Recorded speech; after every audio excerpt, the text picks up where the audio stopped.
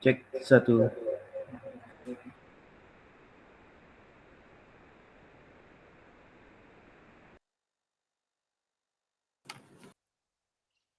Assalamualaikum Kak Fatur. Apa kabarnya nih? Waalaikumsalam Kak Wardah, baik alhamdulillah sehat selalu. Gimana kabarnya juga Kak Wardah kembali? Alhamdulillah sehat. Belum Nih, mau Pen? Fahrin, masih di sekolah juga ya? Iya Kak, masih di sekolah Kak. Karena kalau Apa kita di rumah kegiatan? nggak bisa. Apa kegiatan Bu Hanpian kalau siang ini di sekolah? Hmm? Kegiatan Bu Hanpian apa Kak di siang kalau di sekolahan di siang pagi? Yang menunggu ini Bangkai. Oh cek clock ya? Oh menunggu ini, menunggu Menunggu ini ini aja. ya. Kirain cek clock tadi. Kalau kita biasanya malam kan ada kesibukan masing-masing Kak. Hmm. Karena kan kita malam juga lelaki panggilan gitu.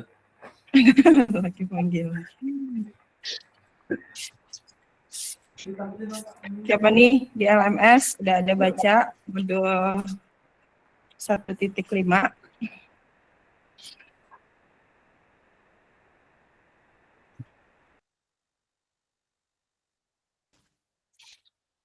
Ada yang udah baca nggak modul 1.5 di LMS?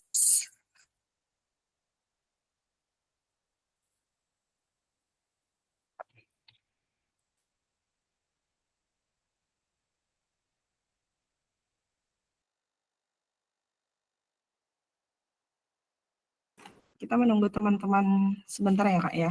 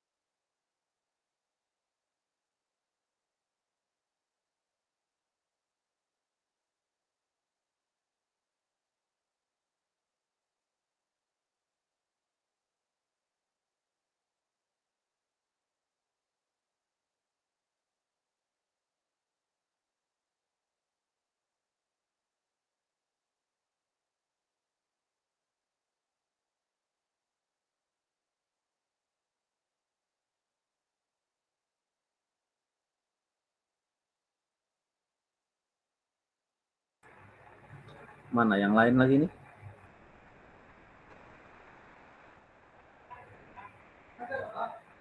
Saya izin ke toilet dulu ya Kak.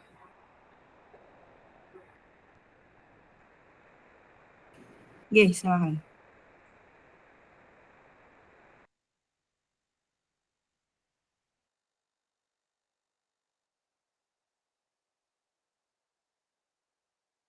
Baru 8 ya. Mohon izin menunggu 4 menit lagi ya untuk teman-teman yang lain.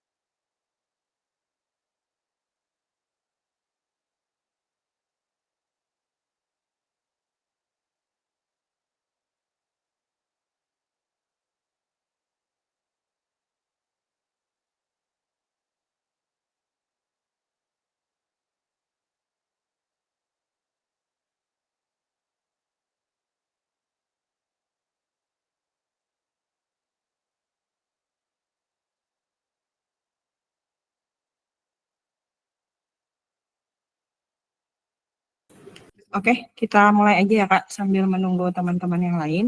Nggih. Bismillahirrahmanirrahim. Assalamualaikum warahmatullahi wabarakatuh. Apakah suara ulun terdengar jelas? Sangat jelas, Kak. Terima kasih, Sangat jelas, Kak. Kak. Oke. Ya, sebelum kita memulai tatap maya kita pada hari ini, boleh ulun minta tolong satu orang memimpinkan doa seperti biasa. Mungkin siapa nih kakak yang mau membantu memimpin doa hari ini?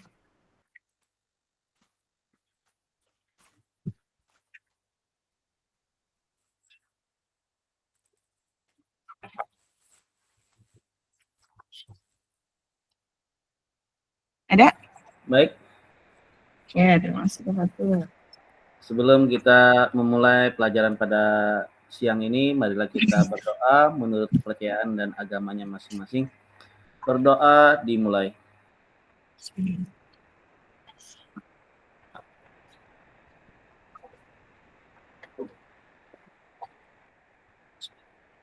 Berdoa selesai. Amin. Bismillahirrahmanirrahim. Terima kasih banyak ya Kak Fatur. Oke. Oke. Ulun izin share screen dulu ya.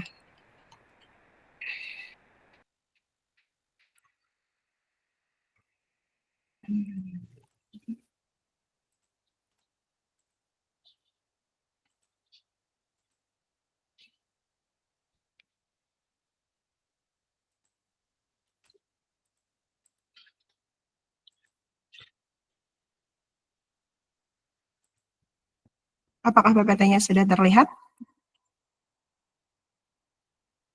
Oke, sudah Kak. Sudah. Oke, terima kasih.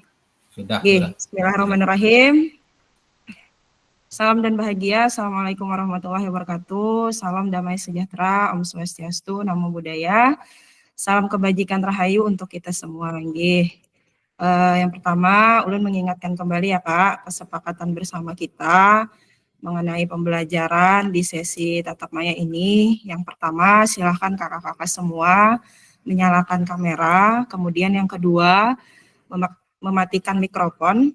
Kemudian hadir seutuhnya, menghargai waktu bersama. Selanjutnya memaksimalkan fitur chat.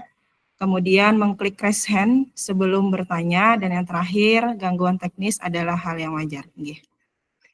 Oke, kita bertemu kembali di sesi tatap maya modul 1.5. Sebelumnya, apakah kakak-kakak ini sudah membaca materi yang ada di modul 1.5 di LMS? Apakah sudah ada yang membaca? Sudah ya? Belum? Yang sudah membaca boleh kasih reaction dong ke jempolnya, boleh dikasih jempol. Bagaimana Kak? Atau ada yang membaca sedikit? Ada apa-apa Kak Puput? Tidak ada? Tidak ada sama sekali?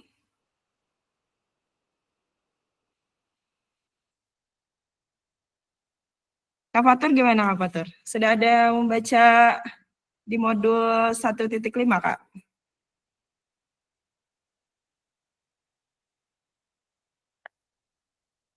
Kak Fitri?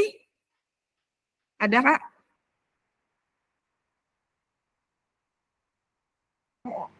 Belum Kak. Belum ada. Kak Fahrin bagaimana Kak Fahrin? Belum juga Kak. Belum. Kak Amin? Belum juga Kak. Kak Heri gimana Kak Heri? Sama nah, rada Tidak ada yang baca? Wah, bahaya nih ya. Berarti nanti kita agak kada nyambung nih Kak, kalau misalnya kakak-kakak semuanya itu nggak ada yang ngebaca materi di modul LMS kita. Harapannya nanti, karena ini juga nanti ada sesi diskusi, materinya ada di sana semua Kak. Jadi beberapa hari misalnya sebelum kita tatap maya itu harapannya kakak-kakak semua ini minimal ada baca, meskipun misalnya tidak semua lampiran itu terbaca, kakak-kakak minimal ngerti lah gitu, kita ini mau belajar apa nih gitu. Jadi mohon bantuannya ya Kak, mohon kerjasamanya nanti. Harusnya ini udah ini sih kalau modul 1.5 ini, mungkin kalau di modul 1.1, 2 ya ulun maklum lah ya. Kalau misalnya sudah modul 1.5 harapannya kakak-kakak semua ini kan udah terbiasa gitu Inggi. Jadi di sana juga ada banyak pertanyaan ya Kak. Nah Inggi. Jadi mohon minta tolong sambil dibuka ya biar kita nyambung gitu pembahasannya nanti di LMS. Silakan Kakak buka. Bisa aja kan Windows itu bersampingan. Oh, inggih. Terima kasih Kak Puput, inggih. Ya, perempuan biasanya emang lebih prepare ya. Inggih, oke. Ya, ulun bacakan kembali ya, ulun lanjutkan. Tujuan dari sesi kita kali ini adalah yang pertama, nah ini yang pertama nanti peserta dapat memahami 3 karakteristik utama kurikulum merdeka serta keterkaitannya dengan prinsip pemikiran Ki Hajar Dewantara. Ini ada materinya ya Kak di dalam LMS. Kemudian peserta mampu memahami pengembangan kurikulum PJOK, dan yang terakhir peserta mampu memahami penyusunan program PJOK yang berkualitas dengan backward design. Nah, ini. Oke. Mohon izin ulun lanjutkan.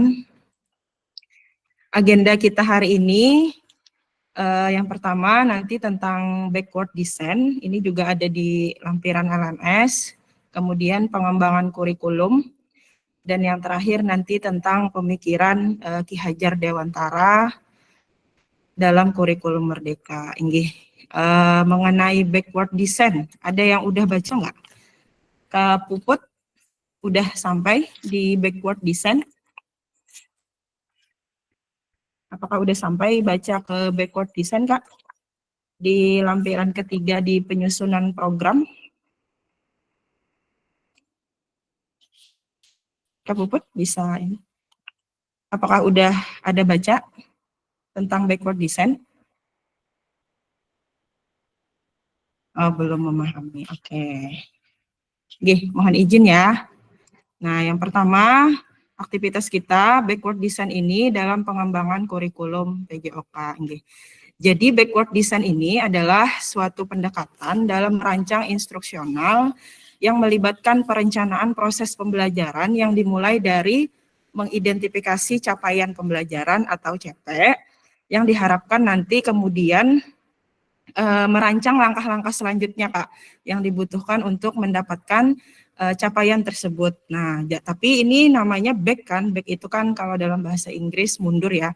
Jadi kita merancang itu secara mundur ke belakang. Nah, dalam pengembangan program pembelajarannya, backward design ini juga menggunakan metode yang sama, yakni dari capaian atau tujuan menggunakan metode yang sama. Ya, nah jadi dia bergerak nih dari belakang menentukan penilaian dulu. Apa sih yang mau dinilai dari anak-anak kita gitu. Kemudian pengalaman belajar dan aktivitas untuk mencapai tujuan pembelajaran. Ya, nah jadi pendek katanya backward design ini merupakan proses sistematis yang memastikan kesesuaian kurikulum dengan capaian pembelajaran yang diinginkan. Oke. Nah, oke, ulun lanjut ya.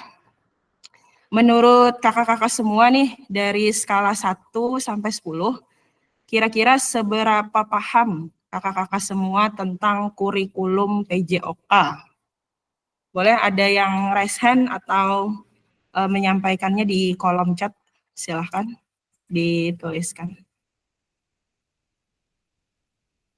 Oke, terima kasih, tidak apa-apa. Silahkan Kak.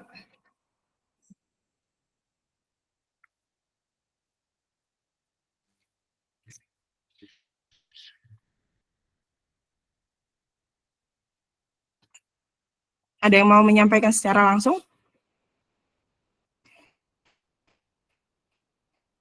Silahkan klik raise hand ya. Kalau tidak, ulun tunggu di kolom chat. Kira-kira menurut kakak-kakak semua dari skala 1 sampai 10, seberapa paham kakak-kakak semua mengenai kurikulum PJOK?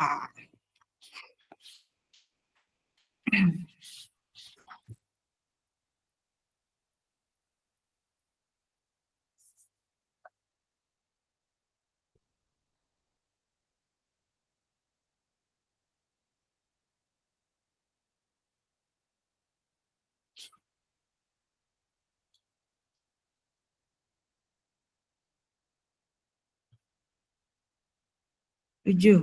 Oke, terima kasih Kak Fatur. Silakan kakak-kakak yang lain.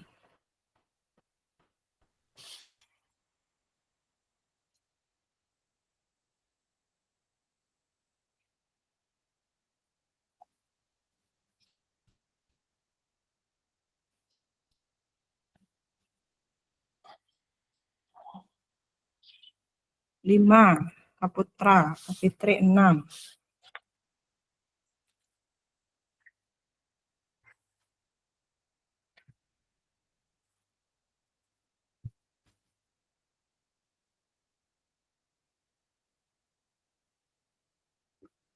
Oke, silakan Kak Putra. Oke.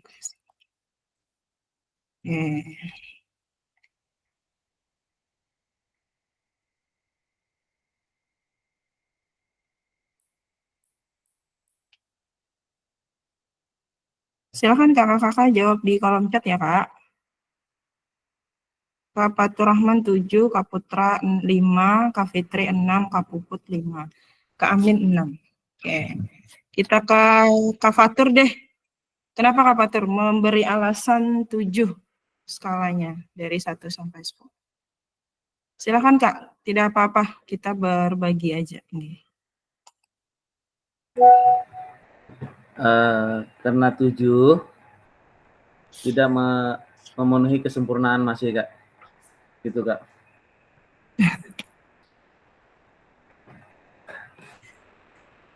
Kesempurnaan apa nih Kak Fatur? Bagaimana nih kurikulum yang menurut Kak Fatur sempurna itu? Okay. Ya, kalanya kasih nilai 10 kan sudah mengerti tentang apa itu kurikulum, ya kan? Okay. Apalagi untuk pelajaran olahraga. Tapi kalau saya kasih 7 ya sebelum sepenuhnya paham gitu. Okay. Kadang-kadang gimana ya? Jelaskan. Yang kakak paham sampai mana nih tentang kurikulumnya? Sampai pembelajaran enggak? Pembelajaran apa Kak Fatur? Anak-anak itu kadang-kadang tidak semuanya JP yang diikuti anak-anak itu nah.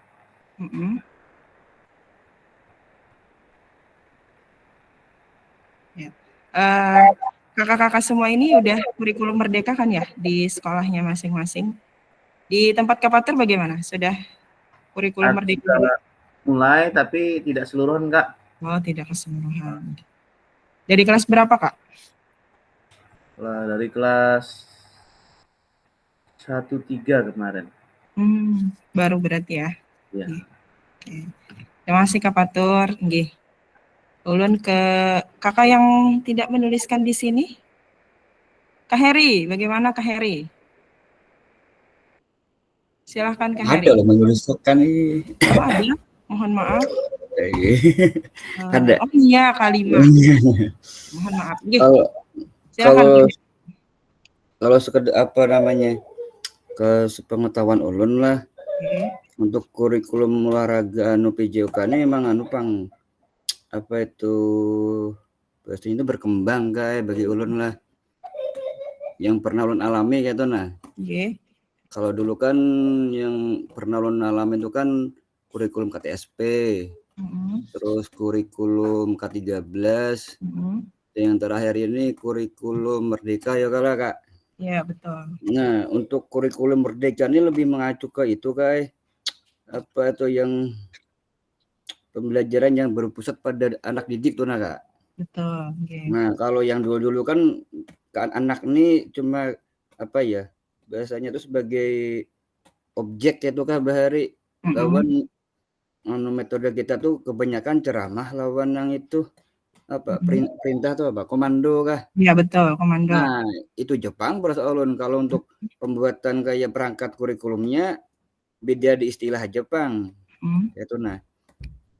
Kalau yang nampak nih kan yang ini dari K13 ke yang Kumar nih nah. Ya. Kalau di K13 kan ada bahasanya nang kompetensi apa K1, K2, K3, K4 ya tuh kah? Betul, KI 1 gitu ya. Iya, KI 1, KI 2, 3, 4 tuh nah. Nggih, sedang di Kumar kan ada lagi kalau istilah itu. Nah, cuma perbedaannya paling di apa CP, TP, ATP itu aja paling. Kalau penguasaannya belum anu juga Pak ngulun nih untuk masalah untuk kurikulum yang hanyar nih. Itu nah. Nggih. Itu aja sih kan dari ulun. Nggih, terima kasih banyak Kak Heri atas pemaparannya. Nggih, betul sekali ya yang disebutkan Kak Heri tadi sebenarnya sudah mewakili apa itu kurikulum ya. Oke. Ulun lanjut dulu. Untuk kurikulum ini mohon izin ya ulun bacakan.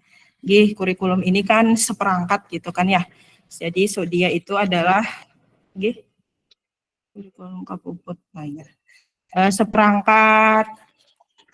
seperangkat ini alat pembelajaran kita gitu kan ya. Nah, jadi dia rencana kita untuk belajar itu disebut dengan kurikulum. Jadi dia terdiri dari isi materi-materi pembelajaran, nah itu kurikulum kita. Dan sifatnya kan terstruktur, terprogram gitu kan ya. Nggih, Kak Puput, raise hand. Mau memberikan tanggapan? Tidak ya, kepencet aja. Nggih. Nggih, jadi penilaiannya tadi seperti yang Kak Heri sebutkan, dia ada kalau di kurikulum K13 ya, kita ada KI dulu kan ya, kompetensi inti gitu. Nah, kalau di kurikulum Merdeka kita ada CP ya. Nah, dan itu bentuknya baku ya Kak dari kementerian nggih. Nah, jadi kemudian kita juga menilainya mencakup pengetahuan, keterampilan ya kalau. Nah, selain itu juga pengalaman belajar. Jadi pengalaman belajar anak-anak kita di kelas, nggih, itu juga termasuk seperangkat kurikulum kita, nggih. Silakan Kak Puput, apa tadi ya? Mohon maaf. Untuk di sekolah ulun baru aja menggunakan kurikulum Merdeka, Kak. Dan untuk JP-nya itu sebenarnya berapa, Kak? Kita mengajar untuk kelas rendah berapa dan kelas tinggi itu berapa dalam satu kali pertemuan. Dan untuk satu JP-nya itu berapa menit dan ulun masih bingung untuk melaksanakan K5, mau bertanya. Oke. Kalau di kurikulum Merdeka untuk tingkatan SD ya, SD kalau yang ada di materi itu setahu ulun 35 menit ya Kak. Nah, ini kalau SMP itu 40 menit, naik lagi ke SMA itu satu JP-nya 45, nggih. Seperti itu Kak Puput. P5 untuk mapel PJOK ya khususnya ya. Nah, untuk mapel PJOK ulun belum menemukan juga sih misalnya P5 langsung apa ngarannya mapel PJOK, cuma biasanya bisa dikaitkan dengan mata pelajaran lain ya. Nggih, misalnya Bu Hanpian mau ngambil proyek permainan tradisional gitu kan. Nah, di sana kan ada tuh apa namanya keterkaitannya dengan olahraga atau pembelajaran kita. Nggih. Silakan Kak Intan, boleh menambahkan. Kak Intan tadi udah resen. Silakan. Jika izin menambahkan sedikit terkait dari penyampaian yang disampaikan oleh Kak Puput ini tadi. Mungkin kalau lihat dari pertanyaannya ini jumlah JP-nya itu kayak beda kayak ini misalkan K13 itu kan dulu 3 JP kan ya. Kemudian dipotong karena ada P5. Jadi kita itu sebenarnya mengajarnya 3 JP. Jadi 2 JP-nya untuk pembelajaran murni PJOK-nya, 1 JP-nya dipotong untuk proyek P5. Nah, dan untuk proyek P5-nya itu tergantung kembali ke kurikulum sekolahnya masing-masing, mau ngambil yang sistem blok atau sistem yang mengambil jampian setiap satu JP-nya itu. Nah, ulun ada pengalaman kalau di sekolahan kami itu sistemnya sistem blok, Kak. Jadi kayak menyalurkan satu pekan penuh untuk pelaksanaan P5. Sementara untuk ada juga kondisi di beberapa sekolah lain itu yang 2 jam pembelajaran PJOK full, 1 jamnya nanti di hari keberapa itu mereka ada proyek. Nah, untuk proyeknya nih beragam, terserah sesuai dengan kesepakatan antar guru mapel. Nah, ini untuk P5 yang sistemnya bukan bersistem blok seperti itu mungkin yang dimaksudkan. Jadi kita itu sebenarnya mengajarnya 3 JP gitu untuk pembelajaran itu. Namun karena ada P5 maka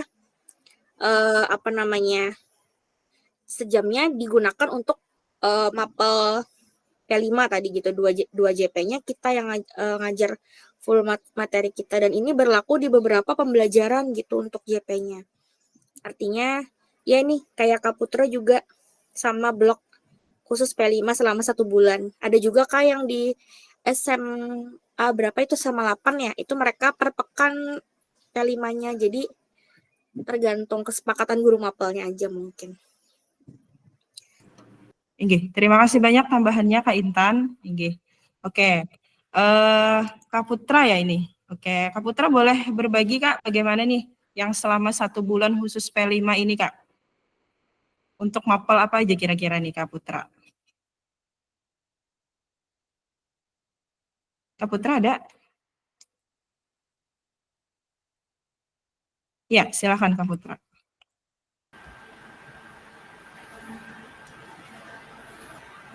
Ya, kalau di sekolahan Ulun tuh kemarin mata pelajaran khusus di situ ada olahraga, matematika, sejarah, ekonomi, bahasa Indonesia, pokoknya hampir merata Kak.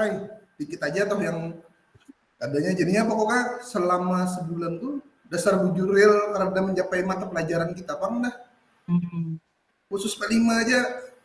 Tapi ada sebagian guru yang memakai desain belajaran. Nah, itu yang masih kada sejalan lagi.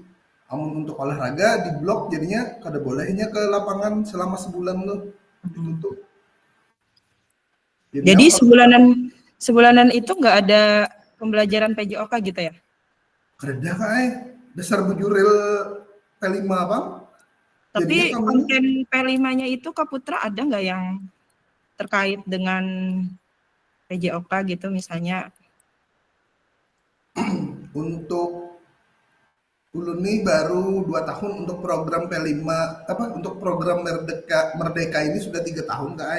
Tapi Ulun baru megang yang 2 tahun ini aja. Jadinya tahun kemarin itu yang tradisional tuh Kak. Iya, permainan tradisional. Nah, baru itu aja. Tapi untuk di SMA 12 bulan kemarin itu buhannya memakai yang senam kreasi Kak. Oh iya betul. Nah, ini untuk di SMA 7 belum Bang. Cuman rencananya kemungkinan masih hendak itu juga. Beda-beda Kak untuk setiap sekolahan tuh mengambilnya apa-apa aja. Iya, betul sekali Kak. Menyesuaikan ya kontennya dengan keperluan di sekolahnya gitu. Iya, Inggi. Ya, terima kasih Kak Putra.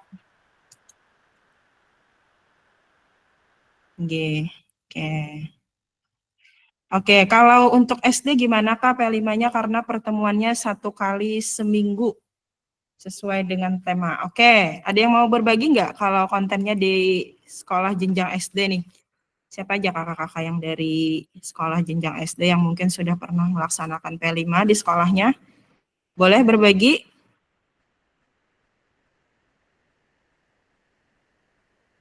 Kita nggak ada SMP ya di sini ya? SMP kayaknya Ulun aja deh. Bu Henpian SMA dan SD ya? Kasulas, oke, silakan Kasulas. Untuk SD di sekolahan kami pakai blok Jawa itu saat 2 kali itu 6 bulan sekali. Ini kami sudah melaksanakan 2 kali, yaitu yang disajikan itu kan gabungan antara kelas 1 sampai kelas 6 dan kemudian yang dipamerkan atau yang disajikan itu hasil karya kelas masing-masing. Nah, sedangkan untuk olahraga kemarin tuh kita memakai permainan tradisional, enggrang, sama balugu, sama yang baru tadi asinan. Ya itu aja. Ya, terima kasih banyak Kak Sules. Nah, jadi kalau konten di SD seperti itu juga ya. Sebenarnya menurut ulun hampir mirip aja sih sebenarnya, cuma disesuaikan aja. Bagaimana kakak-kakak yang lain, ada yang ingin menambahkan lagi? Konten P5, ya pertemuannya 1 kali seminggu.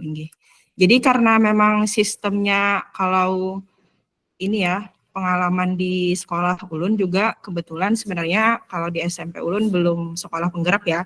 Kalau di sekolah Kak Intan itu sudah sekolah penggerak. Ya pastinya mungkin lebih dalam gitu kegiatan mengenai kurikulum merdekanya. Pak Ridwan, iya betul. Pak Ridwan SMP berapa? 22 apa 12?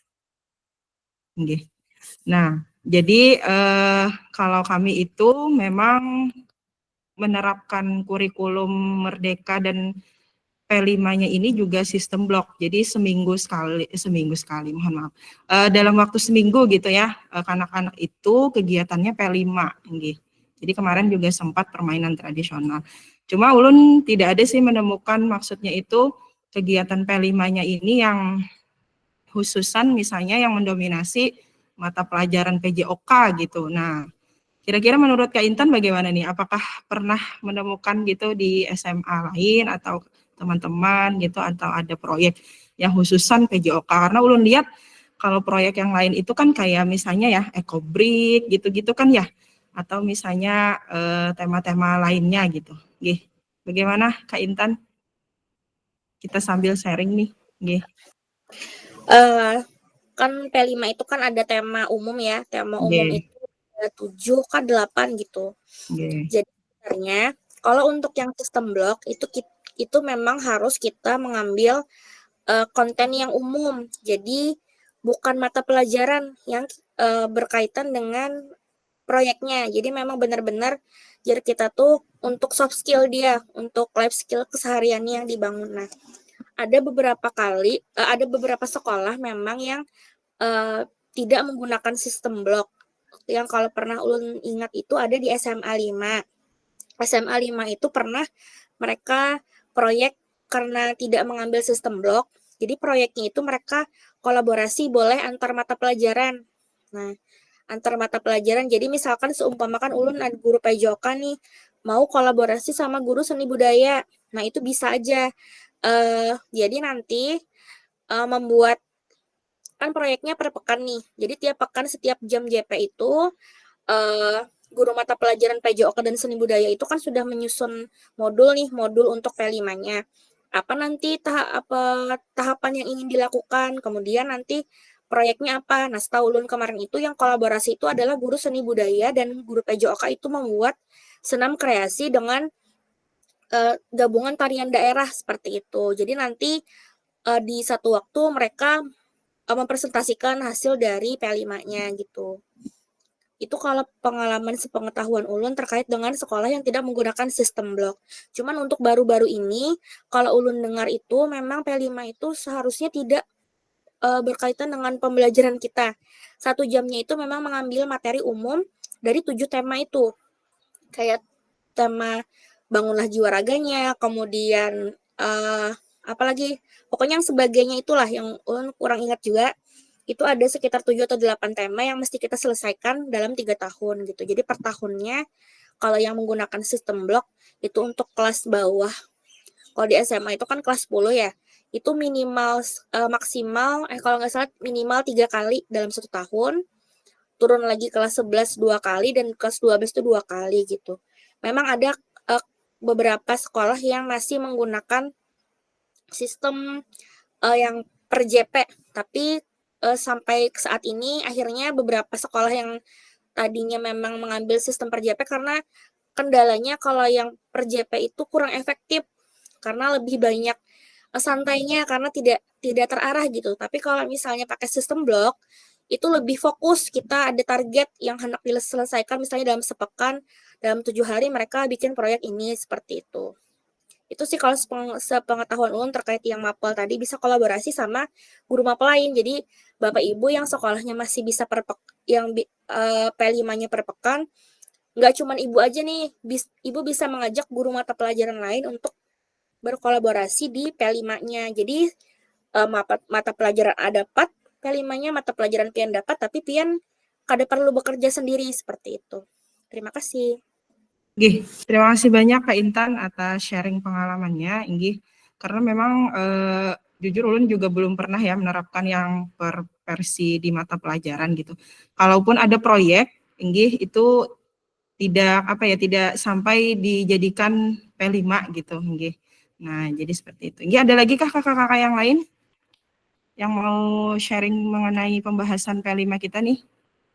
Kita masih di kurikulum ya ini. Kayak ini ada dari Kapatur. Rekreasi apakah masuk P5?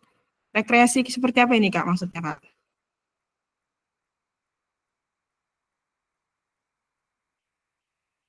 Oke, silakan Kapatur. Oh iya Kak, rekreasi gini Kak, maksudnya kita kerjasama dengan guru PAI, kayak ziarah-ziarah gitu kan. Nah, apakah itu masuk P5 juga atau membawa anak-anak ke kolam renang, apakah masuk P5 juga? Oke. Terima kasih banyak Pak Patur. Oke. Kalau misalnya kegiatannya itu sebenarnya kada harus produk ya. Kalau misalnya biasanya P5 ini kan bisa juga dengan kunjungan atau anak-anak itu seperti yang Kak Patur bilang tadi ya, berkolaborasi dengan guru PAI misalnya kunjungan. Tergantung sekolahnya sih Kak, maunya temanya apa, habis itu tujuan akhirnya nanti apa. Sebenarnya bisa aja sih.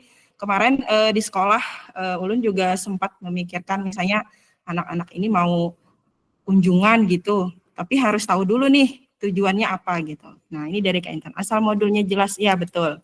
Asal modulnya jelas Kak tujuannya ya. Jadi apa yang mau dicapai nih, kegiatannya bentuknya macam-macam Kak.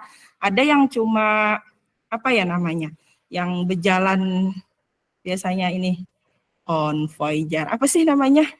Kalau misalnya anak-anak ini jalan misalnya ya, kayak kemarin kami itu temanya mengulah apa ya, belum lupa jadi. Jadi mengulah baju yang ini karnaval, nggih bisa juga. Nggih. Mengulah baju dari apa ya bahan-bahan alami gitu. Nah, jadi dia dibikin kan. Nah, hasil akhirnya kemarin itu bajunya produk, cuma anak-anak itu diberi apa namanya waktu jalan gitu kan menyusuri untuk memperlihatkan hasil karyanya masing-masing gitu. Nggih.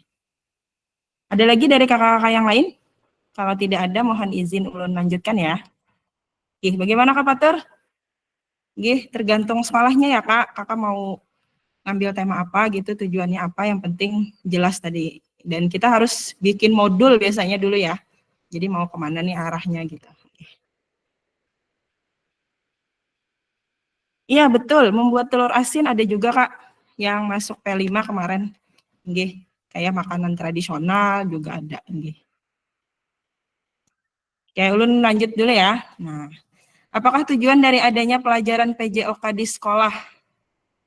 Nggih, silakan kakak-kakak semuanya menjawab di kolom chat dulu. Menurut kakak-kakak semuanya, apa kira-kira tujuan pelajaran PJOK di sekolah? Silakan Kak. Dituliskan di kolom chat.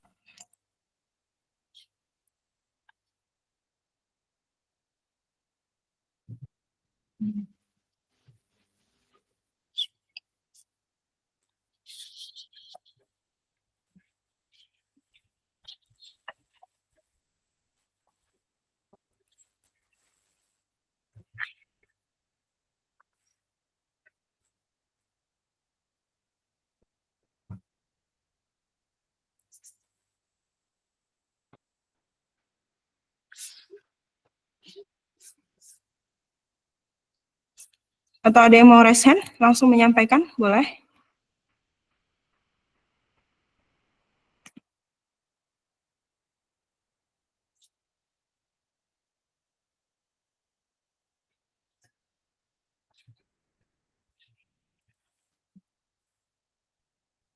Kak Putra, mengembangkan anak untuk hidup sehat sejak dini.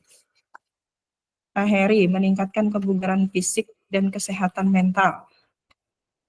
Silahkan kakak-kakak yang lain.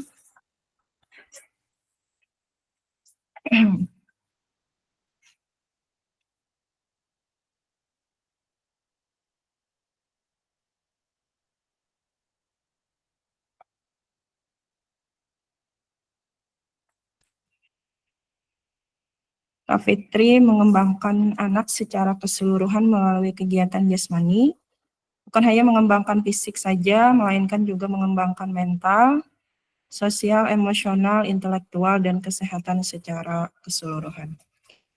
Kak Intan, mengembangkan anak secara mental dan fisik, serta membiasakan hidup aktif. Kak Maulinda, tujuan pembelajaran PJOK di sekolah untuk memfasilitasi dan mengembangkan anak dalam aspek fisik, sosial, emosional, serta membiasakan anak untuk berolahraga dan bugar, baik secara jasmani maupun rohani. Iya. Terima kasih banyak kakak-kakak atas jawabannya. Yang belum menuliskan di kolom chat, silahkan sambil dituliskan ya Kak di kolom chat.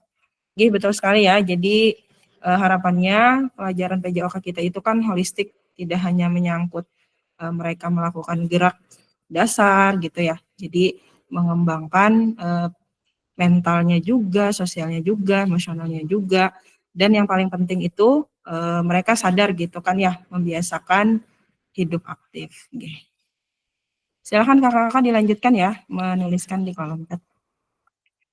Oke, menurut capaian pembelajaran PJOK, kurikulum Merdeka ya di 2024, pendidikan jasmani, kesehatan dan olahraga PJOK itu bertujuan sebagai pembelajaran bagi peserta didik dalam yang pertama, mengembangkan, menerapkan, dan mengevaluasi keterampilan, konsep, strategi gerak, yang akan menjadi disposisi untuk berpartisipasi dalam berbagai aktivitas jasmani dengan penuh kepercayaan diri, kompetensi, dan kreativitas. Yang kedua, membantu dan memberi dukungan mereka dalam memilih gaya hidup sehat dan aktif secara jasmani. Kemudian yang ketiga, membangun dan menerapkan keterampilan sosial dan emosional melalui konteks pembelajaran yang menekankan nilai-nilai fair play, kerja sama tim, dan inklusivitas. Dan yang keempat, menanamkan apresiasi dan mengembangkan sikap positif untuk aktif secara jasmani sepanjang hayat sebagai upaya peningkatan keseluruhan kualitas hidup. Nah ini ya capaian pembelajaran PJOK kita di kurikulum Merdeka. Nah kita diskusi lagi Kak.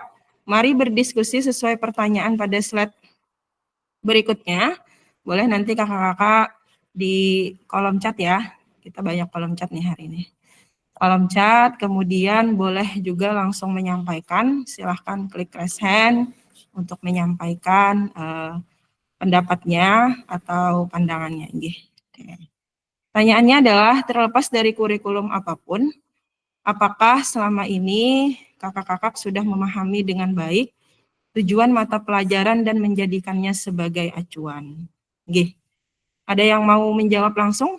Atau boleh ulun tunggu di kolom chat ya? Silahkan Kak.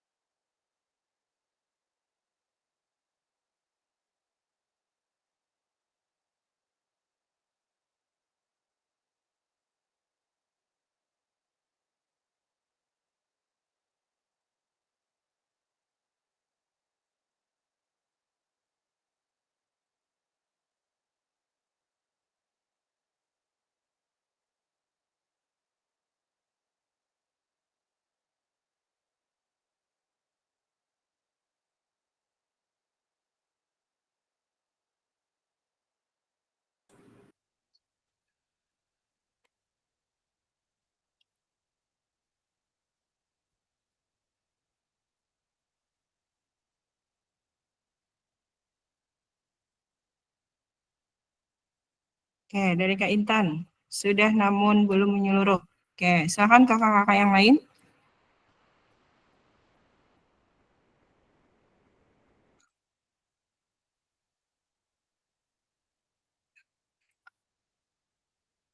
Ya, dari Kak Heri, belum memahami sepenuhnya, tapi kurikulum yang berlaku tetap menjadi acuan saat mengajar. Masih kurang dari Kak Putra. Silakan kakak-kakak yang lain.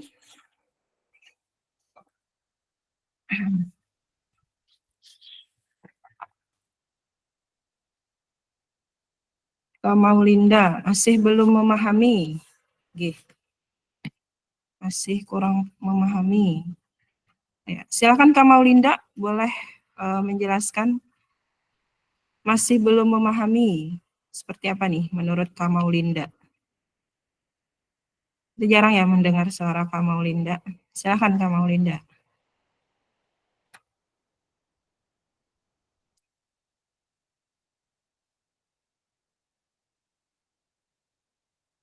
Kak Maulinda ada? Oh, karena Kak berpandir. Kenapa Kak tidak bisa berpandir?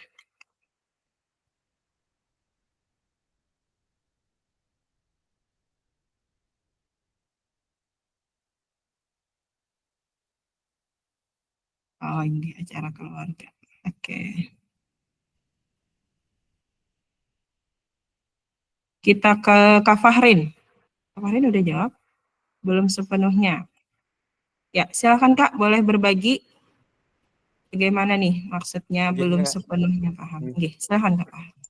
Izin kayak nggih. Belum sepenuhnya itu hanya beberapa aja Kak yang belum pahami, misalkan kayak apa itu namanya, kebugaran jasmaninya itu Kak. Tujuannya tuh untuk itu Kak, untuk melatih supaya badan itu bugar dan sehat. Lebih ke arah situ Kak. Nggih. Ya, itu aja Kak. Nggih. Oke, terima kasih Kak Fahrin. Kakak-kakak yang lain? Belum memahami karena kurikulumnya selalu berubah-ubah, tetapi saya dalam proses belajar, mengajar tetap memakai kurikulum yang berlaku. Ya, jadi terlepas dari apapun kurikulumnya ya, jadi harapannya kita bisa memahami gitu tujuan mata pelajaran dan menjadikannya sebagai acuan. Ulun lanjut dulu ya ke pertanyaan selanjutnya. Dalam konteks kurikulum merdeka, apakah tujuan-tujuan ini bisa dicapai? Nah, jadi kita memahami dulu tujuan umum pentingnya sebagai acuan untuk memahami muara akhirnya ya dalam pembelajaran. Nah, untuk capai tujuan umum ini, pemerintah sudah menurunkannya ke dalam CP atau capaian pembelajaran dan mempersilahkan guru atau satuan pendidikan untuk menurunkannya lagi ke dalam TP. Oke, melanjutkan. Bagaimana memastikan agar pengajaran yang kita lakukan benar-benar menyasar tujuan pembelajaran? Karena seringkali pengajaran langsung fokus pada materi atau aktivitas apa saja yang harus dilakukan murid. Nah, ini. Nah, kita masuk ke yang sesi pertama tadi ya, Kak ya, tentang backward design. Nah, jadi proses backward design ini dalam mengembangkan kurikulum secara umum melalui 3 tahapan. Yang pertama, mengidentifikasi capaian pembelajaran, kemudian menentukan metode penilaian, dan yang ketiga, merencanakan pengalaman belajar dan strategi pembelajaran. Sampai sini apakah kakak-kakak sudah membaca materi tentang backward design ini di LMS? Ada yang membaca nggak sudah? Kalau di awal tadi belum nih? Atau sambil berjalan tadi sudah ada yang membuka-buka gitu di LMS?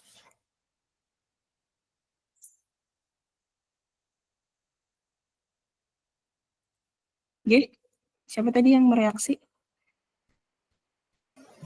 Inggi Kak sambil jalan. Oke, Kak Intan. Terima kasih Kak Intan. Boleh? Kak Intan mau menyampaikan tentang backward design yang sudah dibaca di LMS?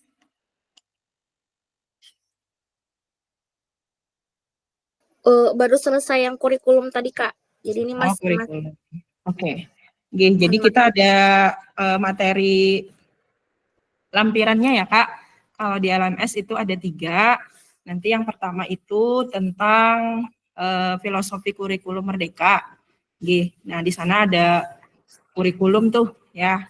Silahkan nanti kakak baca, boleh di print atau enggak dibaca langsung di sana. Kemudian yang kedua nanti tentang pengembangan kurikulum PJOK. Nah yang ketiga nanti di sana ada tentang penyusunan program PJOK. Mohon izin ulun bacakan dulu ya. Yang pertama mengidentifikasi capaian pembelajaran. Jadi pada tahap ini kita melibatkan penentuan pengetahuan dan pemahaman serta keterampilan apa nih yang harus dikuasai oleh peserta didik kita atau murid kita di akhir satu fase. Kemudian capaian pembelajaran ini harus jelas, terukur, dan lencang dengan standar atau tujuan pendidikan. Jadi di negara kita capaian pembelajaran ini udah dirumuskan ya Kak. Sebentar Kak ya.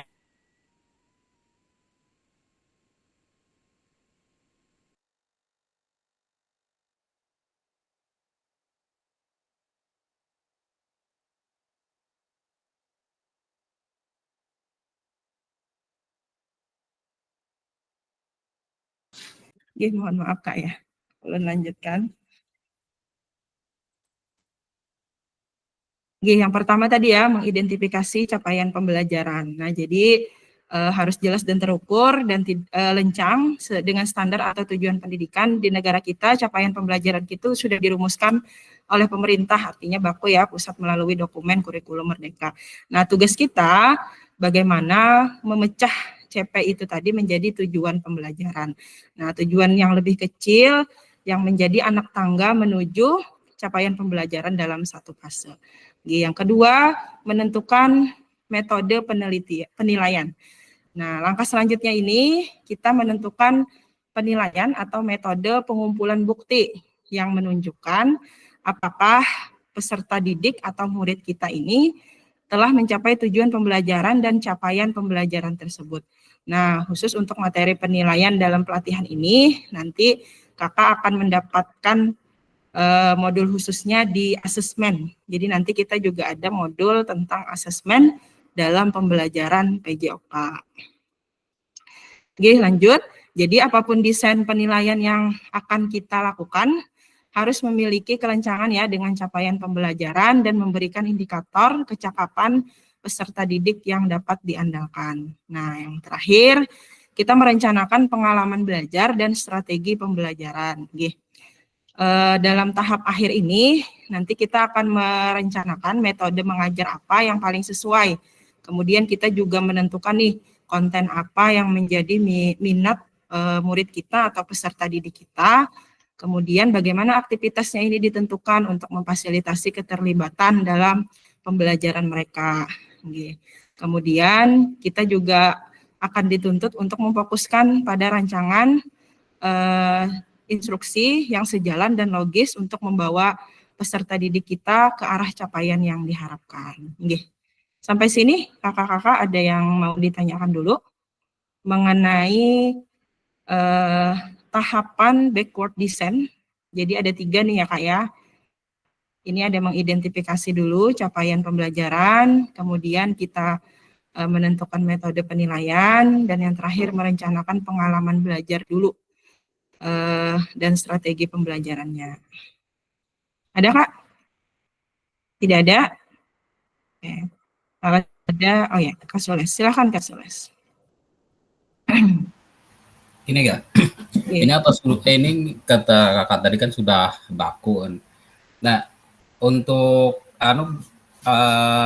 kita pelaksanaan di sekolahan atau di sekolahan kita mengajar tuh Kak, bisakah dirubah gitu? Cuman kita harus tetap dia mengacu yang 3 ini. Misalnya yang nomor 3 tuh kita pakai ke 1 dulu gitu. Bisa Kak? Proses backward design-nya ini ya Kak? Iya ya. Oh ini. Kalau proses backward design-nya ini, jadi karena ini namanya backward design ya Kak, jadi kita mulainya dari mengidentifikasi dulu nih tujuannya anak, capaian pembelajarannya Kak. Jadi memang tahapannya seperti ini. Nah jadi misalnya kita nih Tujuannya anak-anak misalnya ya bisa mempraktekkan pembelajaran bela diri, misalnya ya materinya silat. Nah, habis itu tujuannya apa nih? Anak-anak bisa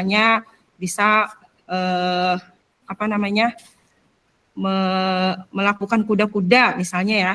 Nah, jadi misalnya kuda-kuda di dalam pembelajaran pencaksilat, kita tentukan dulu apa nih yang dinilai dari kuda-kuda ini, apakah anak-anak nanti di materi itu dinilai dari hafalan gerakan kuda-kudanya kah, atau misalnya dari posisi kuda-kudanya. Nah, baru nanti kita merancang aktivitasnya, Kak. Nah, jadi seperti itu. Dia alurnya mundur. Nggih. Seperti itu, Kak. Bagaimana, Kak Sules? Ya, masih paham. Nggih. Kakak-kakak yang lain bagaimana? Atau ada yang mau menambahkan? Nggih, tidak ada ya. Jadi kita ya tadi harus menentukan capaian pembelajarannya dulu. Karena memang tahapannya ini backward design kembali ya. Jadi dia balik back gitu. Dari belakang. Nggih. Oke, kalau tidak ada mohon izin. Iya, terima kasih. Nah, pesan kuncinya di backward design ini merupakan proses sistematis. Nah, karena tadi dia sistematis, jadi tersusun ya Kak, dari awal tadi dulu, yang memastikan kesesuaian kurikulum dengan capaian pembelajaran yang diinginkan. Backward design juga pada akhirnya membantu guru menyelaraskan antara tujuan, langkah pembelajaran, dan penilaiannya. Nah, jadi indikatornya tadi ya, kita menentukan tujuan dulu, kemudian langkah pembelajaran dan penilaiannya. Oke. Seperti itu, Kak. Bagaimana sampai sini? Ada pertanyaan? Tidak ada? Kalau tidak ada, izin ya, ulun lanjutkan. Oke. Nah, kita ke aktivitas 2. Selanjutnya adalah penyusunan program PJOK. Oke. Kurikulum berbasis standar, manakah yang benar? Definisi di bawah ini. Oke. Kurikulum merupakan seperangkat aktivitas untuk menguasai keterampilan. Benar atau salah menurut kakak-kakak?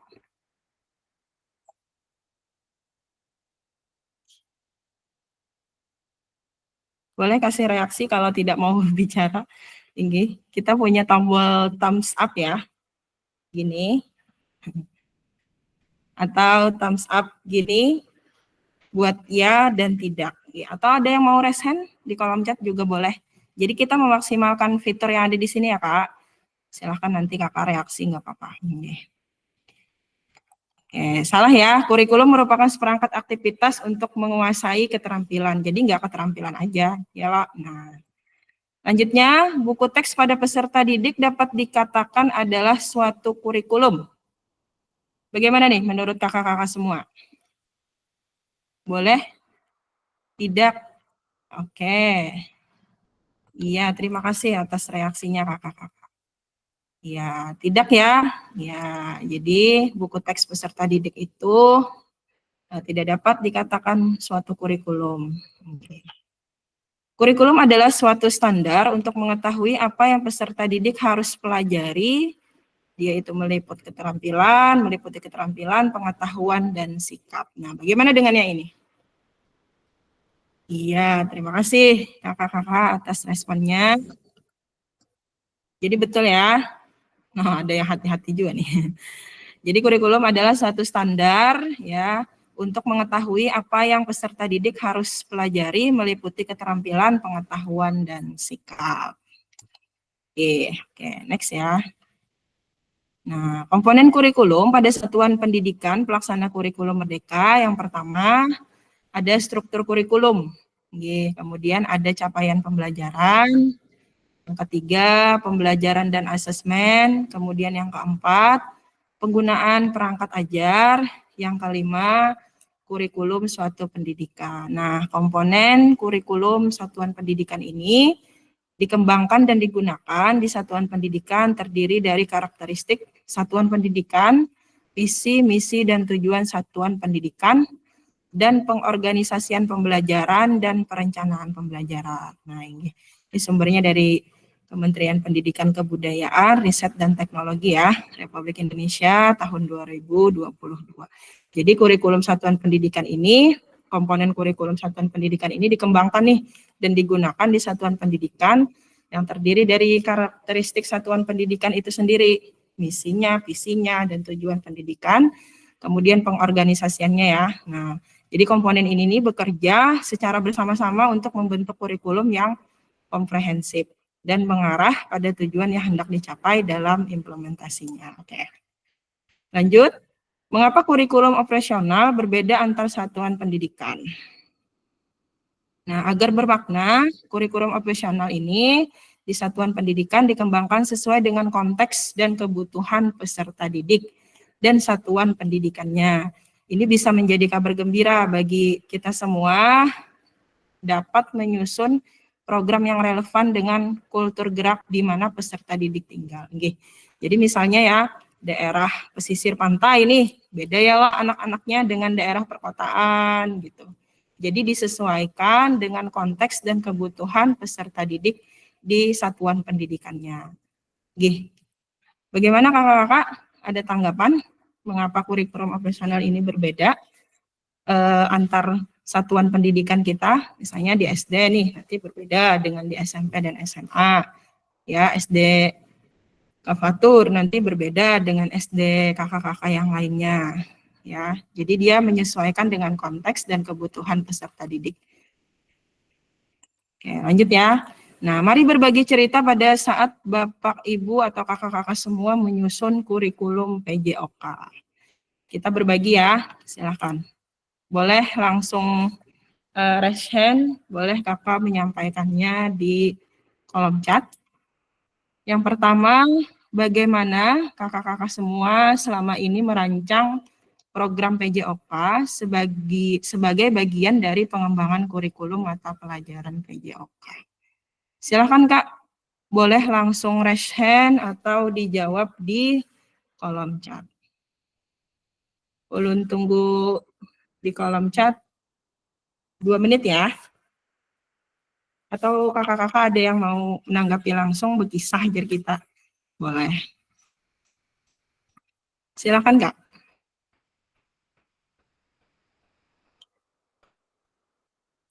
Ada yang mau berbagi?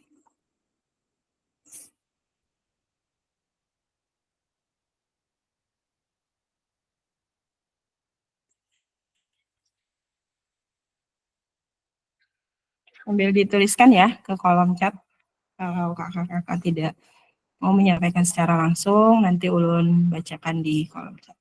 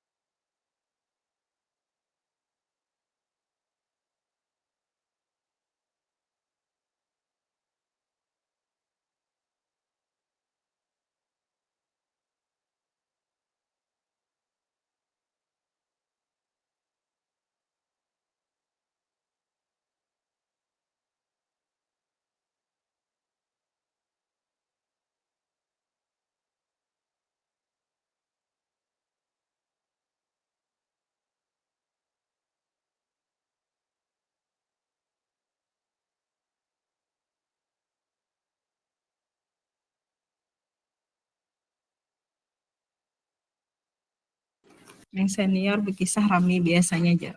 Putra senang nih dikisahkan. Atau Kak Putra aja yang berkisah dulu ya, Lo? Oke, sambil dijawab Kak, ini baru Kak Intan nih yang menjawab nih. Ayo, kita disuruh kerja otak nih. Kita buktikan kalau guru-guru PJOK itu juga terampil ya dalam berpikir. Karena tadi kita juga menginginkan anak-anak itu bukan hanya dari pengetahuan, bukan hanya dari keterampilan, tapi juga pengetahuan, sikapnya juga ya. Oke, mohon izin ulun bacakan. Pertanyaannya tadi bagaimana kakak-kakak selama ini merancang program PJOK sebagai bagian dari pengembangan kurikulum mata pelajaran PJOK. Dari Kak Intan, ya Kak Intan yang pertama melihat kebutuhan peserta didik dulu, kemudian mengaitkan konteksnya, konteks lingkungan dan masyarakatnya, kemudian mempertimbangkan waktunya ya, kemudian mengalokasikan waktu, menyusun tahapan pembelajaran, kemudian membuat media pembelajaran. Seperti itu ya Kak Intan ya. Terima kasih banyak. Kemudian Kak Fatur, pengamatan terhadap performa peserta didik. Oke, jadi yang pertama dilakukan Kak Fatur ini mengamati peserta didik, mengidentifikasi kesulitan mereka, kemudian menemukan informasi apa saja yang mereka lakukan di luar sekolah, berbicara dengan orang tua atau wali untuk mendapatkan perspektif yang berbeda, melakukan survei dan analisis kebutuhan. Sudah masuk ke analisis awal ya berarti. Ini yang di LMS. Iya, kita membacanya yang di LMS juga Kak. Nggak boleh kita melenceng nih. Oke, Kak Fitri, melakukan analisis kebutuhan untuk memahami minat dan kemampuan siswa lalu menyusun tujuan pembelajaran yang jelas. Bagaimana nih contoh analisis yang kakak lakukan untuk memahami minat dan kemampuan siswa yang ini udah pernah dilakukan atau bagaimana nih Kak Fitri? Boleh Kak Fitri?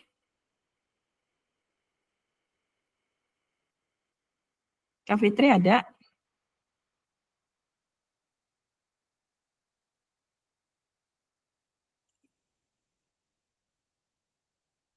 Apakah Kak Fitri udah melakukan analisis kebutuhan untuk memahami? Oh, ini lagi di jalan. Oke. Bagaimana dengan kakak-kakak yang lain? Ditunggu jawabannya Kak, baru Kak Fatur sama Kak Intan dan Kak Fitri nih. Silakan Kak. Atau ada yang langsung cerita bagaimana merancang program PJOK di sekolah sampai akhirnya saya tidak berfokus pada saya tidak berfokus pada pengembangan fisik siswa tetapi juga pada aspek mental dan sosial. Ya, terima kasih Kak Sules. Kak Puput melakukan analisis kebutuhan siswa, menyusun tujuan pembelajaran, perencanaan pembelajaran, membuat media pembelajaran, tempat dan alokasi waktu. Kak Heri. Selama ini menggunakan buku panduan PJOK sebagai acuan mengajar. Tapi kita tidak mesti baku ya, baku misalnya melihat di buku gitu, tidak menjadikan buku itu salah satu-satunya sumber belajar gitu. Pak Fatur Rahman, yang pertama kebutuhan dan karakteristik peserta didik, 2 konteks masyarakat, 3 waktu, 4 alokasi jam pelajaran, 5 cakupan dan tahapan teknologi. Oke. Boleh Kak Fatur menjelaskan apa yang dituliskan di sini? Nggak apa-apa Kak, kalau Kakak memang membaca di LMS, nggak apa-apa, dijelaskan aja yang Kakak tuliskan di sini.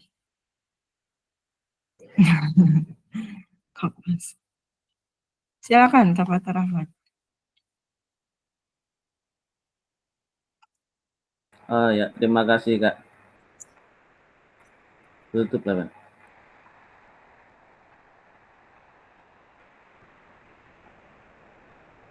Semuanya Kakak? Ini penjelasan singkat saja ada apa-apa Kak? Oke.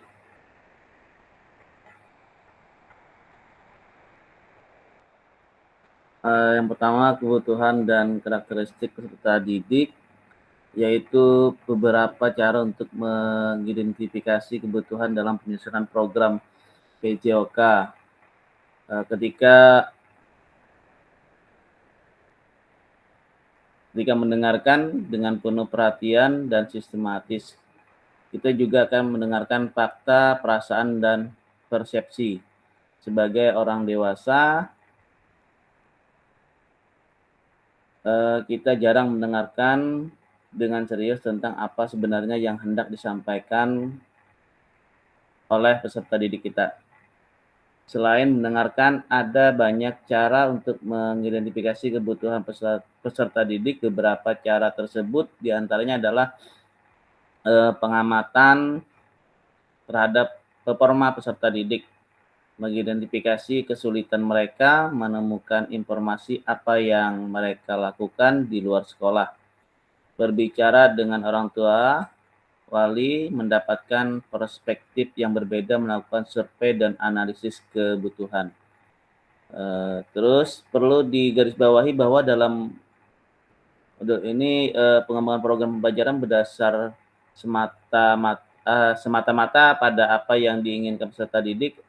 Hal yang perlu diperhatikan adalah dapat menemukan apa yang bermanfaat dan yang bernilai bagi peserta didik, apa yang membuat mereka tertarik, aktivitas apa yang dapat dilakukan di luar sekolah, apakah mereka lebih suka melakukan sesuatu sendirian atau bersama kelompoknya, apakah mereka senang berkompetisi atau lebih memilih aktivitas rekreasional, apakah mereka lebih menyukai aktivitas di alam bebas atau kebugaran. Selanjutnya, konsep masyarakat terhadap konteks masyarakat dapat dilakukan dengan mengkaji sumber daya ekonomi maupun lingkungan fisik, latar belakang penduduknya dalam arti etnik, agama, dan tingkat pendidikan, fasilitas rekreasional yang tersedia, dan lain-lain. Selain itu, ada beberapa orang dalam suatu masyarakat yang tidak menyukai pendidikan jasmani, barangkali mereka dulu mengalami pengalaman negatif dengan mata pelajaran ini. Mereka yang menganggap positif pendidikan jasmani, diantaranya ada juga yang sering salah paham dalam arti mereka memahami pendidikan jasmani berdasarkan pada apa yang mereka alami dulu. Misalnya mereka mengalami pendidikan jasmani yang hanya dibangun di atas pondasi latihan dan olahraga. Bisa jadi pengalaman ini membentuk pemahaman mereka bahwa pendidikan jasmani adalah semata-mata aktivitas olahraga di sekolah, bukan sebagai pembelajaran. Ini menjadi tugas kita bersama untuk menyadarkan mereka bahwa PJOK adalah untuk pembelajaran peserta didik.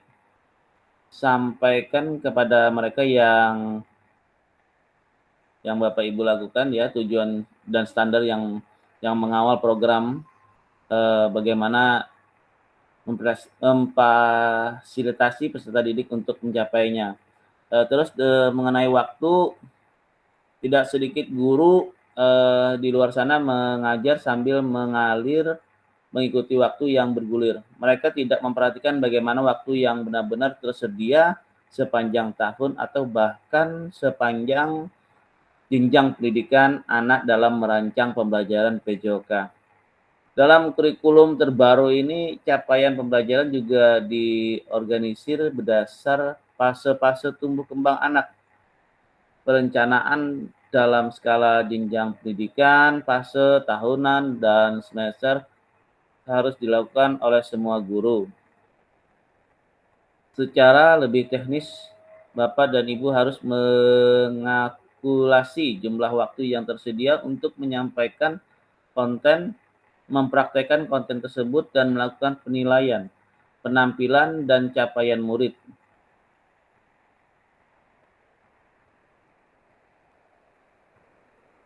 Selanjutnya, alokasi dan jam pelajaran. Tadi yang disampaikan oleh Kak Wardah, waktunya per JP-nya 35 menit. untuk SD. Dan untuk SMP yaitu 40 menit dan untuk SMA adalah 45 menit per JP-nya. Untuk cangkupan dan tahapan, setelah menentukan cakupan, menentukan tahapan aktivitas pembelajaran. Ada 2 hal yang perlu diperhatikan. Yang pertama yaitu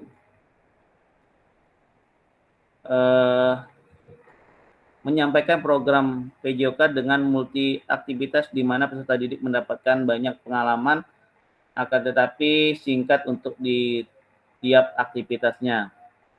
Yang kedua, menempatkan orientasi PJOK untuk memfasilitasi peserta didik untuk menjadi aktif secara jasmani sepanjang hayat, maka kurikulum harus saling berkaitan dan bermakna. Terus untuk teknologi,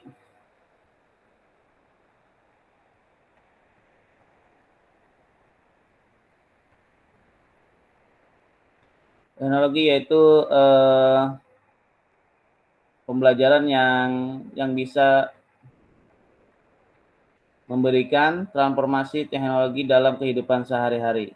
Itu Kak, terima kasih. Terima kasih banyak Pak Fatur Rahman. Luar biasa ya, panjang banget jawabannya. Tapi jawaban itu udah masuk ke pembahasan tentang penyusunan program pembelajaran PJOK ya Pak Fatur. Nah, harapannya nanti saat menyusun program pembelajarannya, kalau ini pengembangan ya, pertanyaannya ini pengembangan kurikulum mata pelajaran PJOK. Tidak apa-apa. Terima kasih banyak Kak Fatur atas penjelasan panjangnya. Jadi yang dijelaskan Kak Fatur tadi, kakak-kakak semua, itu mengenai menyusun program pembelajaran PJOK. Seperti itu ya. Bagaimana? Ada yang mau menanggapi lagi? Ulun coba bacakan di kolom chat ya. Mengevaluasi pembelajaran sebelumnya untuk bisa merancang pembelajaran PJOK ke depannya. Oke, ini dari Kak Fahrin. Kak Amin, ulun biasanya melihat di Google dan melihat media pembelajaran apa saja yang ada di sekolah agar bisa melakukan pembelajaran dengan efektif. Oke, terima kasih banyak ya Kak. Kak, mohon izin ya, karena sudah azan, kita berhenti sebentar ya. Mohon izin.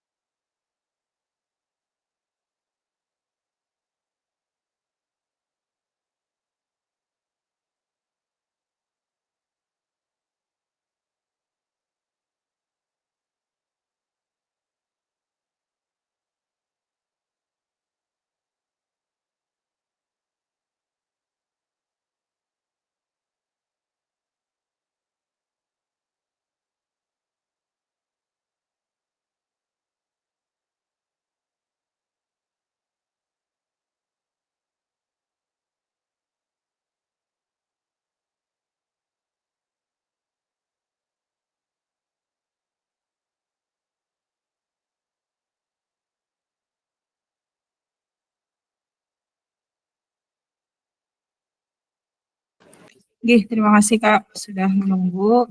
Ulangi ya. Jadi yang disampaikan Kak Pator tadi merupakan adalah penyusunan program pembelajaran PJOK. Nah, kalau maksudnya pengembangan kurikulum ini, itu kita juga ada pembahasannya di elaborasi isi ya Kak. Nanti bisa Kakak baca di bagian pengembangan kurikulum. Oke, ulun lanjut dulu. Apa saja yang selama ini kakak-kakak anggap sebagai sesuatu yang bernilai untuk dipelajari peserta didik atau murid di kelas PJOK? Silahkan kakak-kakak, kita ada 3 pertanyaan ya ini.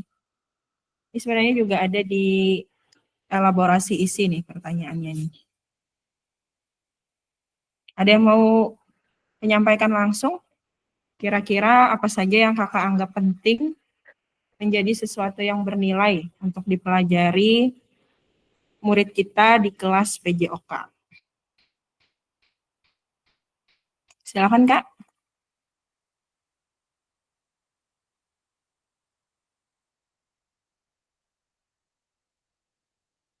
Boleh dituliskan di kolom chat ya. Oke.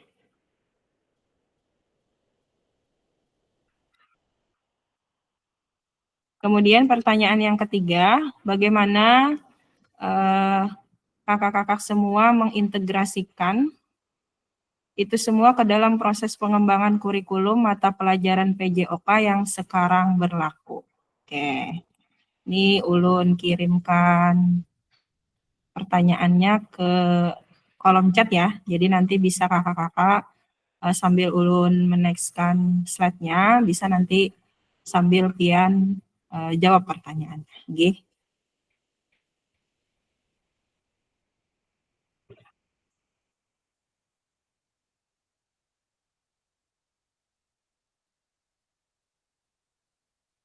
Sebentar, ulun kopikan dulu ya.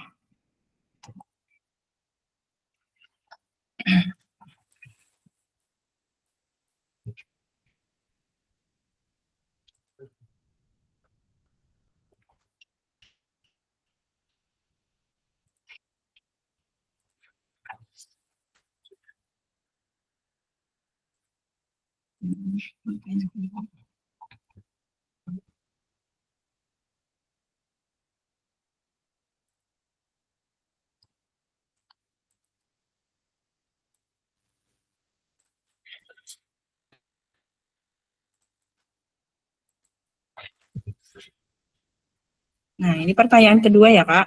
Oke, ini pertanyaan kedua. Kemudian yang ketiga.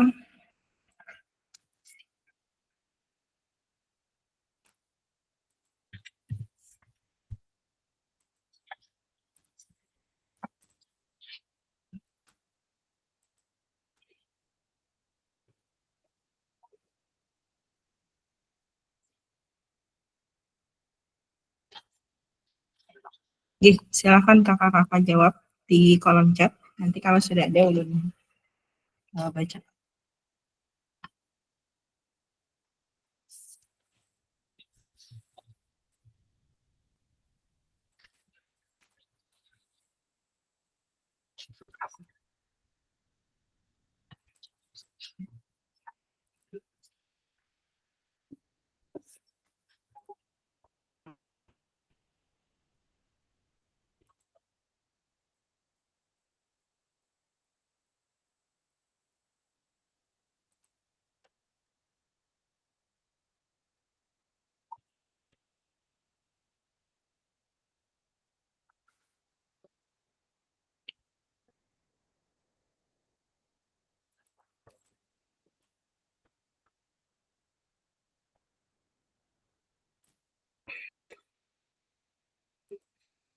Dari Kak Fahrin, keterampilan motorik dan kebugaran fisik. Oke. Jadi menurut Kak Fahrin, keterampilan motorik dan kebugaran fisik itu yang Kak Fahrin anggap menjadi sesuatu yang bernilai untuk dipelajari murid kita di pembelajaran PJOK. Dari Kak Puput, keterampilan gerak dasar, serta kesehatan dan kebugaran. Terima kasih Kak Puput. Silakan kakak-kakak yang lain. Ini berdasarkan pendapat kakak sendiri ya, keterampilan fisik, kerjasama tim, kesehatan, kebugaran, dan nilai sportivitas, disiplin, dan tekun dari Kak Intan. Masih Kak, oke. Keterampilan pengetahuan dan sikap. Oke, ini menyangkut holistiknya ya, semuanya ini, oke. Silahkan kakak-kakak yang lain, ditunggu. Nah, pertanyaannya silahkan Kak dijawab untuk yang ketiga, bagaimana kakak-kakak mengintegrasikan itu semua ke dalam proses pengembangan kurikulum mata pelajaran PEJOK yang sekarang berlaku. Oke, jadi bagaimana kira-kira menurut kakak dengan nilai-nilai yang penting untuk dipelajari tadi ke proses pengembangan kurikulum yang berlaku.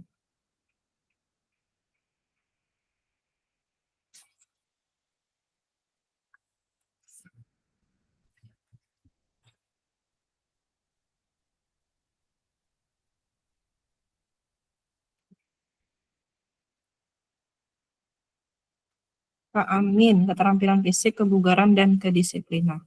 Oke, sependapat. Sependapat dengan Kak Amin.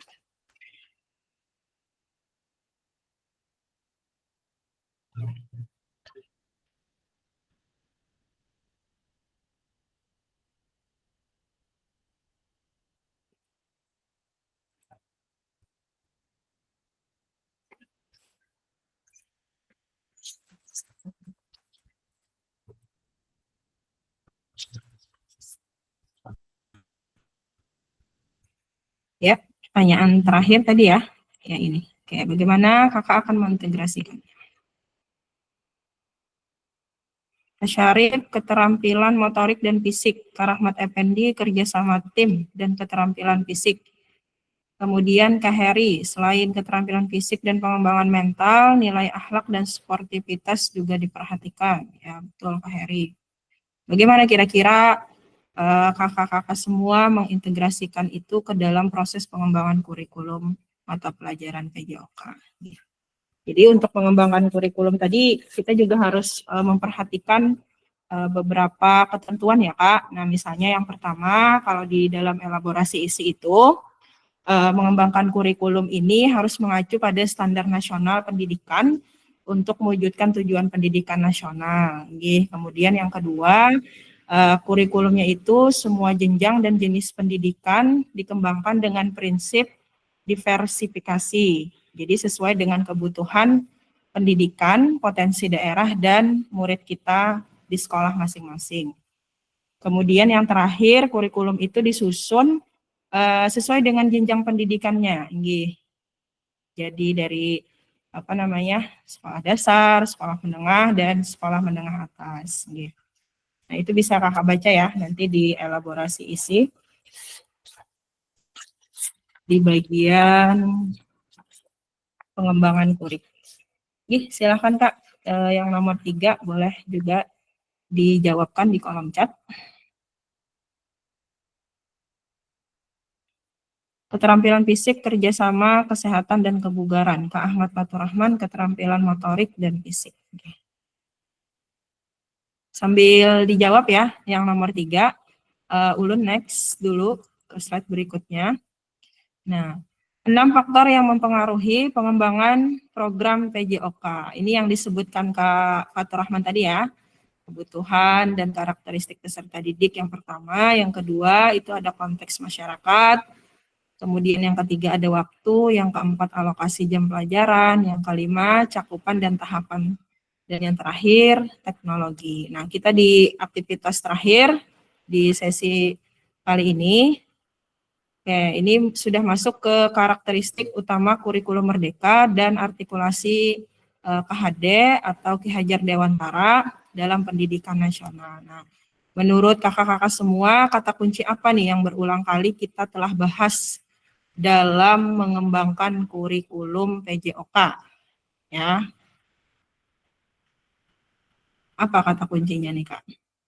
Yang berulang kali kita bahas dalam mengembangkan kurikulum PJOK. Ada yang mau menjawab langsung?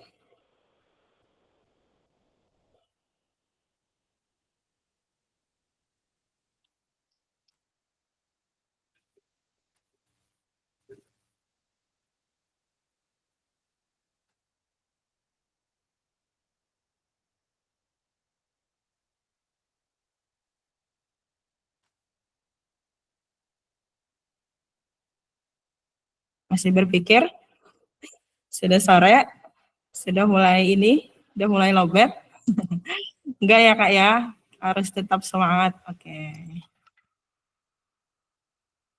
Ulun lanjutkan, apa yang telah kita bahas merupakan karakteristik kurikulum merdeka. Yang pertama, kita itu fokus ya pada materi esensial. Nah, jadi muatan yang paling diperlukan untuk mengembangkan kompetensi ini itu sesuai karakter peserta didik tadi ya, sesuai tingkatan satuan pendidikannya. Kemudian yang kedua, pengembangan kompetensi dan karakter. Nah, pengembangan kompetensi sosial, emosional, dan moral peserta didik. Ya, seperti kakak-kakak sebutkan tadi. Ya, kemudian yang terakhir, yang ketiga, fleksibilitas pembelajaran. Nah, jadi dia kurikulum ini dapat disesuaikan dengan kebutuhan pengembangan kompetensi peserta didik kita sesuai karakteristik satuan pendidikan tadi ya. Nah, jadi pengembangan kurikulum ini disesuaikan dengan satuan atau sekolah kita masing-masing dalam konteks lingkungan, sosial, dan budaya setempat. Ya loh.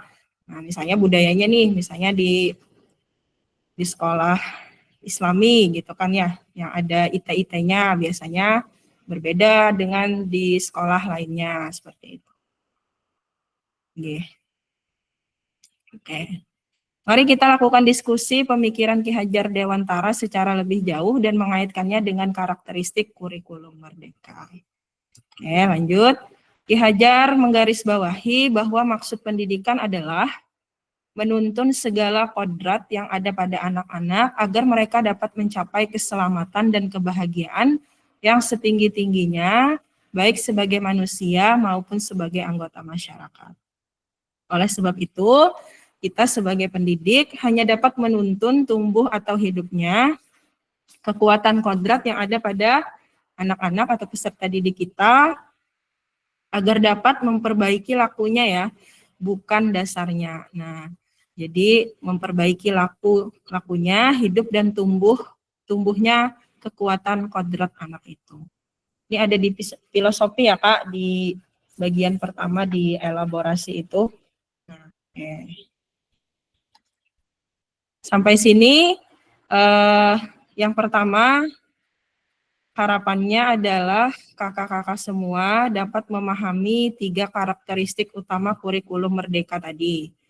Ya, yang pertama tadi kan kurikulum merdeka itu fokus pada materi esensial. Kemudian yang kedua mengembangkan kompetensi dan karakter.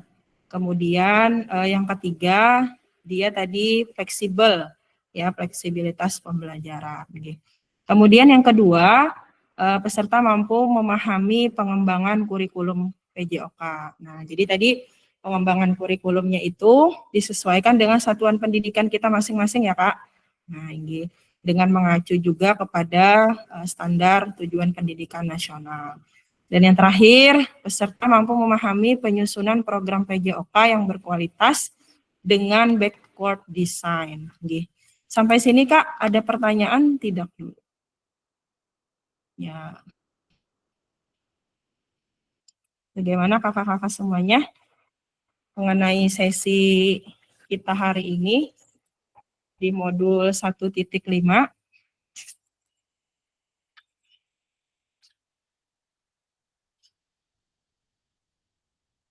Atau dari sesi akhir kita ini ada nggak kira-kira menurut kakak yang belum memahami tentang karakteristik utama kurikulum merdeka, pengembangan kurikulumnya, dan bagaimana penyusunan program PJOK yang berkualitas dengan backward design. Ini untuk detailnya bisa dibaca di elaborasi isi ya Kak. Nah, jadi di sana sudah ada penjelasannya.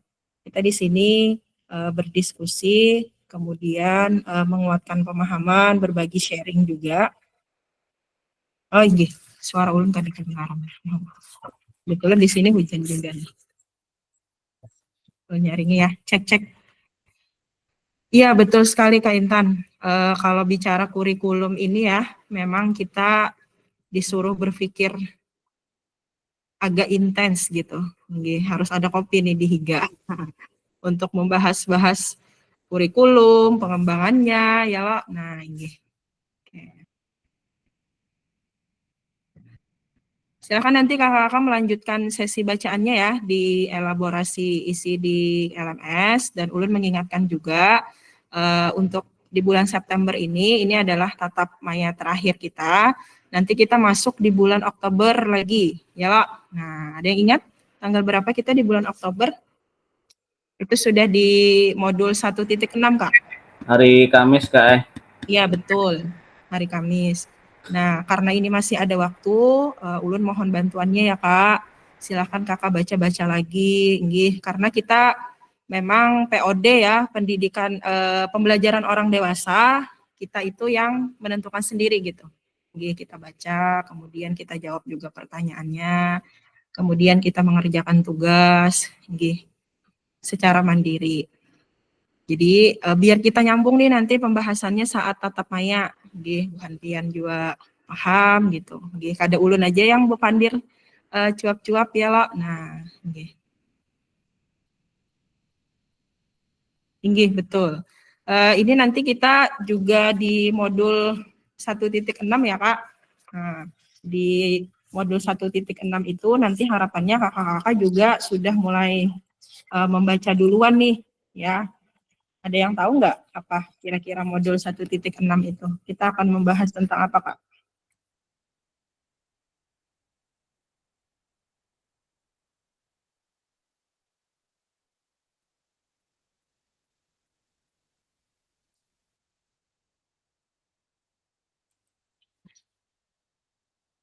Kita udah mulai berpikir keras lagi ya nanti di modul 1.6 karena dia mengenai perencanaan pembelajaran PJOK ya, pembelajaran kita PJOK nanti. Oke, sampai sini ada yang mau ditanyakan lagi, Kak? Tugas-tugasnya mohon ini ya. Nah, nanti itu juga sebagai salah satu bentuk penilaian, kehadiran juga, kemudian keaktifan pian dalam berbicara, kemudian sharing. Nggak apa-apa, Kak, jangan takutan tersalah ya, lo. Kita sini saling belajar sama. Ulun minta rela, ulun bukan penenahunya, ulun bukan mengguru Ibu Hanpian, ulun sebagai teman belajar saja, kakak-kakak semua yang ada di sini. Jadi nggak apa-apa kita diskusi aja gitu. Siapa tahu pengalaman Bu Hanpian itu yang lebih banyak daripada ulun kan, ulun juga bisa belajar gitu. Seperti itu. Tidak ada Kak? Oke, kalau tidak ada, oke, kita berada pada sesi akhir ya. Nah, alhamdulillah. Terima kasih banyak atas waktunya hari ini. Ulun memohon maaf atas kelebihan waktu yang sering ulun lakukan ya, karena memang kadang kita agak lambat juga nih masuk, kakak-kakak juga belum full gitu ya. Silakan, seperti biasa kita tutup dulu, kemudian kita berdoa. Silakan Kak. Siapa yuk yang membantu ulun untuk menutup kegiatan hari ini?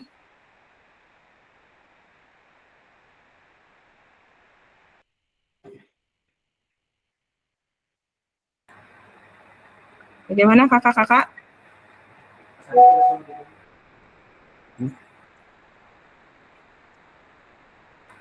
Kak Sarip, Kak. Oh iya, boleh. Kak Sarip. Akan, Kak Sarip. Mohon bantuannya, Kak.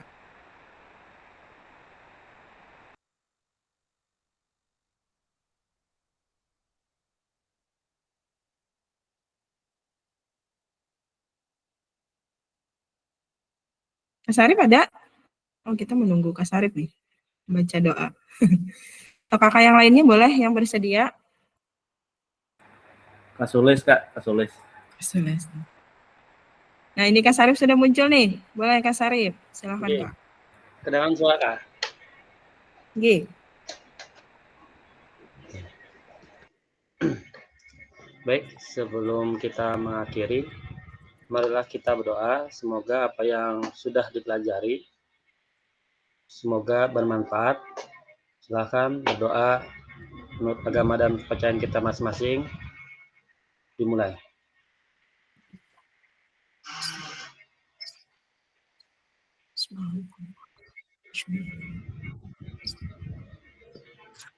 Berdoa, selesai. Terima kasih, Terima Kak. kasih banyak, Gih, Kak Sarip. Kita berfoto dulu ya, Kak. Silakan kakak-kakak semuanya untuk mengaktifkan kameranya. Semangat, masih semangat. Ya, pelatihan kita disuruh kerja otak nih. Ayo, semangat, kita pasti bisa. Ayo, kita tunjukkan bahwa guru PJOK itu juga bisa bersaing. Silakan, Kak, dibuka dulu kameranya. Boleh minta tolong. Oke, Kak Putra mana nih? Kak Fitri, Kak Puput, Kak Maulinda. Oh, Kak Amin lagi nyetir nih kayaknya nih. Masya Allah, hati-hati Kak.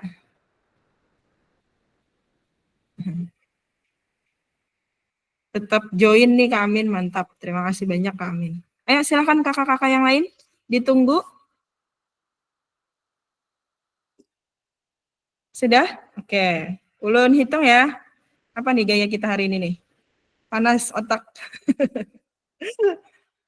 Mau berpikir kepanasan otak. Oke.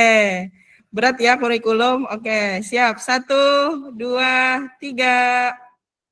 Iya, sebentar. Tahan dulu. Mohon izin. Oke, sekali lagi. 1, 2, 3. Oke. Terima kasih banyak kakak-kakak semuanya atas perhatiannya. Ulun sekali lagi minta maaf, berelaan. Wassalamualaikum warahmatullahi wabarakatuh. Waalaikumsalam warahmatullahi wabarakatuh. Terima kasih, Kak.